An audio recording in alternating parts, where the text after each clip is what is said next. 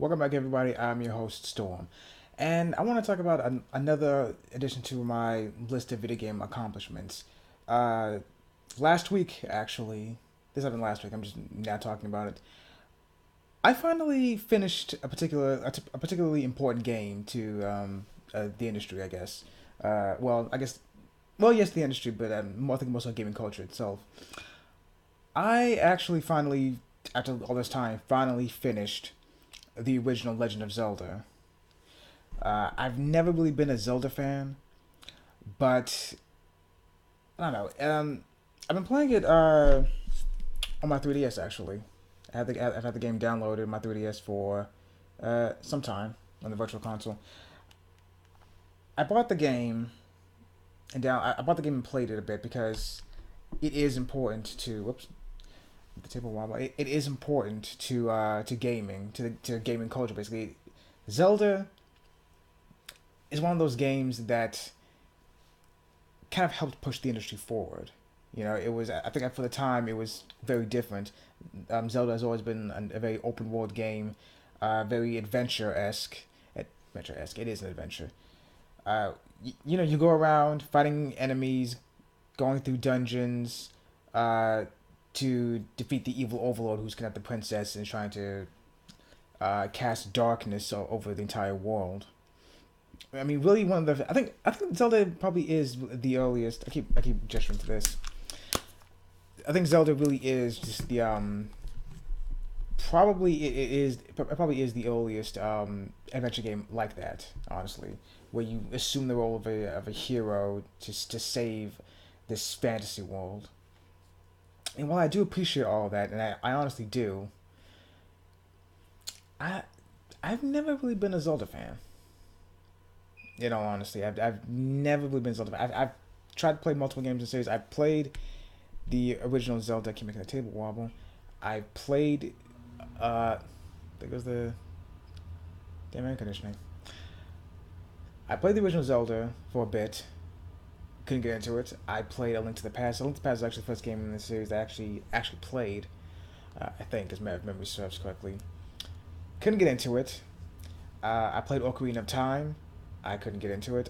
No, you actually my mistake. The first game I played was the Wind Waker on GameCube. That's the first Zelda game I ever played. I couldn't get into that either. I don't. I don't know. It's just I don't know what it is honestly. Zelda is an adventure game. It's open world. It's hack and slash. It's all of that stuff that I'm into. But for one reason or another, I just could not get into The Legend of Zelda. I don't know. I remember Adam Sessler mentioning once uh, that the Zelda games have, I guess, since their inception. I think the only exception to this was Skyward Sword. I think it was. But I remember Adam Sessler mentioning that kind of all the Zelda games had this kind of slow start, where if like the first 3 hours of the game you have to go through like half tutorial level, half just kind of a slow start at the beginning. It's half tutorial, half just nothing really happening. So you finally get past that part, and it kind of very much opens up, and you're able to do virtually whatever you want. You can finally go out and explore. You can finally just do whatever you want. And later Zelda games had, I guess, side quests in them. Again, I'm sorry, I'm not a Zelda fan. Okay, so any Zelda fans watching this and kind of yelling at me, forgive me, I don't know. Um, I think the Wind Waker has. I remember seeing this gameplay before, like some sort of mail sorting mini game. I guess Link can it's a mini game or something, some sort of side quest thing he was doing. I saw some gameplay. I don't know for sure. Or maybe that was just a quest in the middle of the story you get to do to progress in the game. I don't know for sure. Um, but I just never really got into the series, so I really don't know much about it. But I mean, for the past week and a half, not counting this week, rather, just last week and like half a week before that, I've been getting back into the game.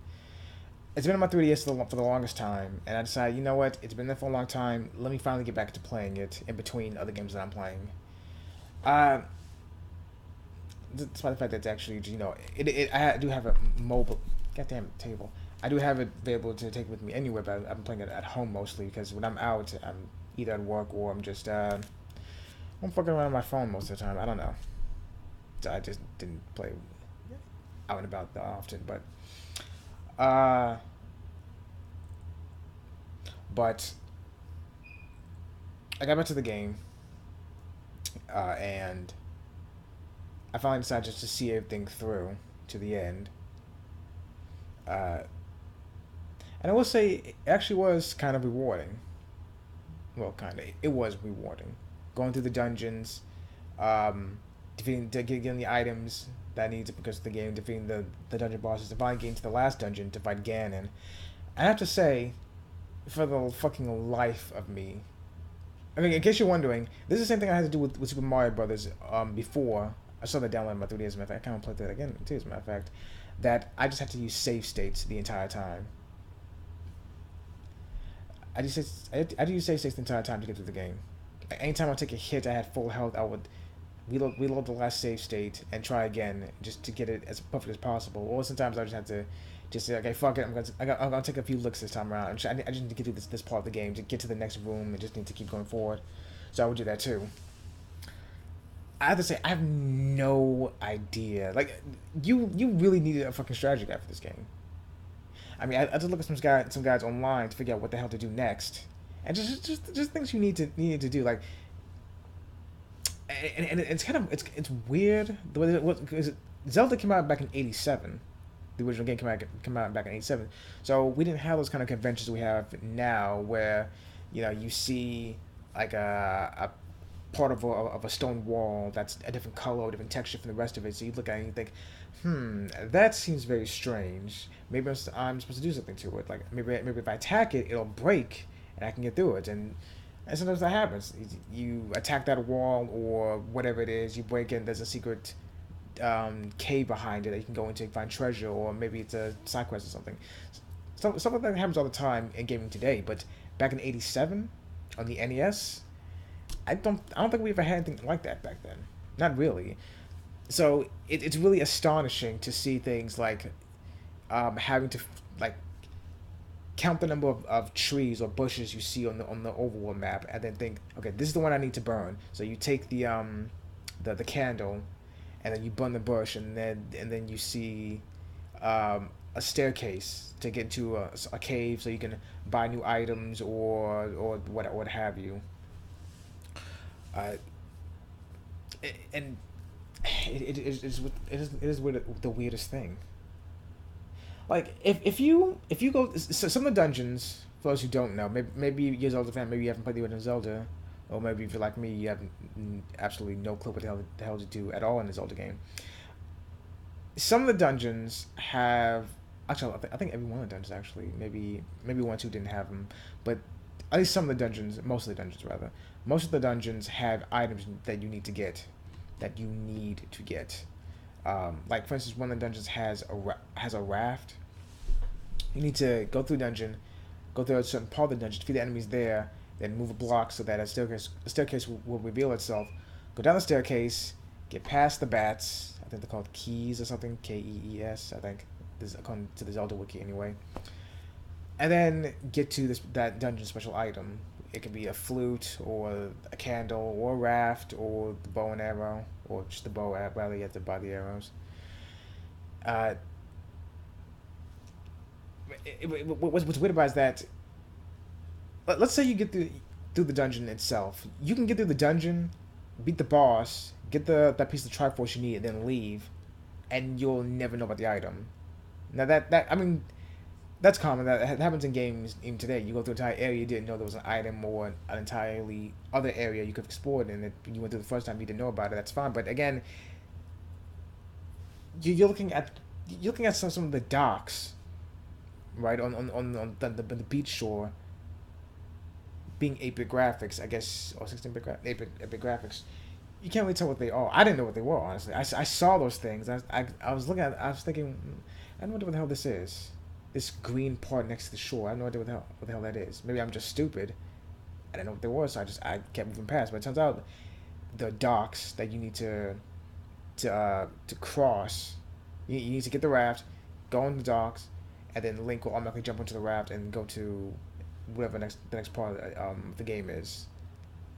And you need to get the raft to get to another dungeon. So, and again, what I'm getting at is that this is '87. You know, this is like almost MMO levels of a convoluted playstyle. I appreciate it. Don't get me wrong. I appreciate the fact that things aren't just handed to you. Like you through the dungeon. Like good job, Link. You beat the dungeon. Here's the raft. Here's the red candle. So go to the next part of the game. I'm glad that things aren't done like that, but it's just some things you need to do. It's just the weirdest fucking thing. Like for instance, in the final dungeon itself, spoiler alert in case you haven't beaten the game yet. In the final dungeon itself, you can get to Ganon, but you can't kill him, not unless you go through all that shit in that. I looked up a map of the final dungeon with Ganon in it, and it's just enormous. I knew the dungeons were getting bigger and a little more complicated as the game was going on, but Jesus Christ, Ganon's final dungeon was just fucking ungodly. And it's just too. Like I say, you can get to Ganon, but you can't kill him unless you go like through a bunch of other convoluted shit. And that's not the thing though. It's just like, and it's not just Ganon's dungeon. It's Ganon's dungeon. There's some of the other dungeons too, where you have to go into a certain staircase, and then pop out in a set of other staircases, in a mostly like random part of the map. Unless you also had the compass of the map on you in the dungeon, you couldn't tell where the hell you were going. And that's another thing that's just so weird about the game to me is the fact that. I mean, sure, no hand holding. Sure, don't just tell me where to go. I can figure it out. But at the same time, it's just the dungeon maps are very convoluted, and they're getting bigger and bigger, more convoluted, more complicated as things went on. And when you finally get to Ganon's dungeon, I saw the map for the dungeon. It was just shit was everywhere, and it was mind blowing to me. So what I'm getting at is the fact that you can get to Ganon, but you can't kill him unless you get the silver arrow for the bow. So you have to do all this shit to get the silver arrow, and then backtrack way the hell back to where Ganon is. He turns invisible, so you have to keep poking around for a little while. Hit him like 4 times. Then he'll turn brown for some reason. I don't know why. I don't know. It's common in the Zelda games. Maybe that in maybe final boss fight he turns brown or something. I don't know. Then hit him with the silver arrow. That kills him immediately. Then you can go save Zelda.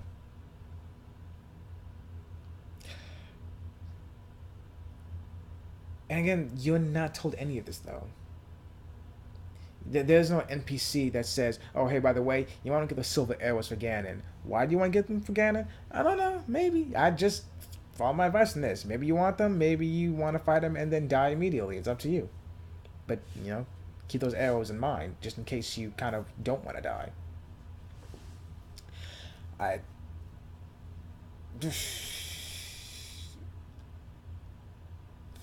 mean, I liked the game. I didn't hate it. But again, it's just, I don't know. I'm just, like I said, I'm just not a Zelda fan. When Nintendo finally revealed the new Zelda game, the Legend of Zelda Breath of the Wild, which I still think is kind of a weird name. Yeah, we'll see what happens in the game, I guess, but it's still kind of a weird name to me. Everyone was losing their minds over it. Like, it's the new Zelda game. Look at it. It's so beautiful. It's so gorgeous. It's so open world. But at the same time, I'm thinking, well, 2 things for me. One, hasn't Zelda always been open world? Even the original Zelda was open world. Zelda 2, as a matter of fact, plays like Dragon Quest for some weird reason. They've all been open world, really. Like, really, really fucking open world. I don't know about sandbox style open world, but like GTA or Infamous, but they basically have been open world like all the time. And the goddamn table, Jesus. And another thing is, we've seen fantasy setting um, open world games before. We've seen stuff like uh, Morrowind or Oblivion or Skyrim. We've seen Fallout. We've seen Dragon Quest. We've seen Dragon Age. Uh, the Final Fantasy games. Those have all been open world games. And as a matter of fact, for Dragon Quest, for the first six Final Fantasies, and Final Fantasy 9, and kind of Final Fantasy 12, for Dragon Age, for the Elder Scrolls, those have all been fantasy settings. Those have all been like these sort of medieval fantasy settings. That's what Zelda is. Zelda has been primarily I think only really medieval fantasy setting for these open world games. So I mean, I appreciate the fact that people are looking at the improved graphics and everything. I think that it is the best looking Zelda game ever. It really is, honestly. But at the same time, I kept thinking I just wasn't impressed by it. I saw the game. I saw the gameplay footage for it. I saw the cutscenes. Voice acting for the first time in the series. That surprised me too, honestly. I mean, again, not a big Zelda fan, but the little that I do know of the series, there's never been really any voice acting other than maybe expressions like gasps or laughs or something like that. But first time ever, voice acting. Zelda, I think it was Zelda, who was speaking to Link, waking him up from this like centuries long sleep. I don't know what the fuck happened to him. I don't know, but we'll find out later in the game, I guess. And again, something I noticed the first time too. Actually, this is the first time ever it's happened for the series that they're actually involving technology in the series for the first time. And I've always wondered personally what a Zelda game would be like if it took place in like some sort of maybe a steampunk era or a futuristic sci-fi era. Like, it is still Zelda. It is all still Zelda. Period. Like, they're not changing the characters, not changing the personality of the characters, not changing the way the game plays or anything. But it's sci-fi. It's futuristic. It's all in space, something like some sort of space colony, and out in the depths of a galaxy or something. Yeah, it everything's still the same, but it's just sci-fi. I've always wondered, like, would Zelda fans like that? Would that be any good? I don't know. Maybe. But I mean, it's interesting to see them introduce technology for the first time in the series, so I'm interested in seeing what that's about. But yeah, I just I don't know. Again, I like the original Zelda. I like it. You know, I don't hate it. I'm not overly in love with it. Also, I don't see the hype for it. I might get down to it. I mean, back then it was obviously cool, but it's, yeah, I don't know. I am going to continue the series. Don't get me wrong. I'm going to continue playing more games in the series. I have absolutely no interest in playing Zelda 2: The Adventure of Link, which it's basically it's like some weird Dragon Quest clone for some reason. I have no idea what Nintendo was thinking by changing the game so drastically between one and two, but for whatever reason they did, and I honestly have no intention of playing that game. I do not want to play that game. I don't know what I'm missing. Maybe someone can tell me in the comment section. I don't know. Next game I'm gonna play, I've actually started playing it already. The third game in this series, Link's Awakening. No, sorry, not Link's Awakening. Link to the Past. Link's Awakening. I think it's the which one is that? I want to say the fourth game. I think it's the fourth game, isn't it? Link's to the Past. I've actually started playing it already. I've only gotten as far as saving Zelda from the castle dungeon, and now I have to find the sage or something. I don't know. We'll see how that works out. I do want to play Ocarina of Time again. I played it. I played it before. I dabbled in it before. Uh, we'll see. We'll see how it works out. Like I said, I'm not a Zelda fan. I'm really not, and it's gonna be fun for between me actually playing A Link to the Past. It took me a long time to finish the original Zelda game. And right now I'm trying to play a bunch of other games on PS3 anyway. I was gonna get back to shit again. I've had Uncharted 4 for the longest time for my PS4. I still have not played it. I need to get to that this week. And after that, I was gonna go back to Jack and Dax. I have not really played Jack and Daxter much. I again, same thing with Zelda games. I've dabbled in Jack and Daxter, the first one. I've only gotten as far as the area of the Red Sage. Never went past that.